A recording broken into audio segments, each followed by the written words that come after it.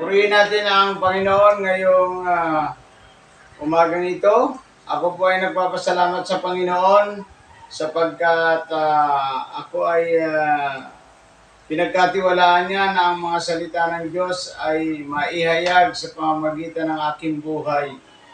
Ako po ay nagpapasalamat sa lahat ng mga followers natin, mga sharer, and then mga subscriber. Salamat po sa inyong lahat, sa mga tumutulong na patuloy na sumusuporta dito sa programa natin ito sa Activity of God. Salamat po. Pagpalain kayo ng Panginoon. Salamat po talaga doon sa mga number 1 sharer. Kila Peli. Peli, salamat sa iyo sapagkat ikaw ang number 1 sharer natin sa buong mundo. Salamat. At si Ate Marites, salamat sa iyo. At ganun din kay Harold. Thank you sa iyong buhay na patuloy. At sa mga iba pa po na nagsishare ng mga salita ng Diyos na hindi nahayag dito sa social media, hindi lumalabas ang pangalan ninyo dito sa aking account, ay purihin ang Panginoon sapagkat ang Diyos ang gaganti sa inyo. Sabi niya po sa John 3:16, ibinigay ng Diyos ang kanyang buhay para sa atin. Namatay siya para sa atin. Iyon ang malaking pag-ibig ng Diyos sa ating mga buhay.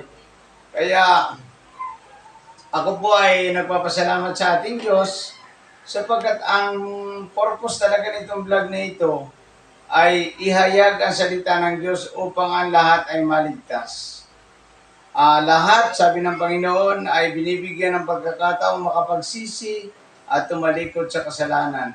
Yun din po ang aking dahilan kung bakit ipinapangaral natin ang salita ng Diyos. Ang lahat ay makapagsisi at tumalikod sa kasalanan at tanggapin si Jesucristo bilang Panginoon at tagapagligtas ng kanyang buhay upang siya po ay maligtas. Mamaya pong alas 6 ng gabi hanggang alas 7, mayroon po tayong vlog, live ito. Live po ito, vlog natin. Assurance of Salvation po, 4 na P ang daan pupunta sa langit. Maraming pong salamat sa Diyos, purihin ang Panginoon. Ang purpose itong vlog na ito para ang lahat ng tao ay maligtas. Salamat po, ulitin ko po sa lahat ng mga may bahagi sa gawain ito, ay salamat po sa inyo, purihin ang Panginoon. Ang Panginoon ang magsukli sa inyong kabutihan. Purihin ang Panginoon. God bless po sa inyong lahat.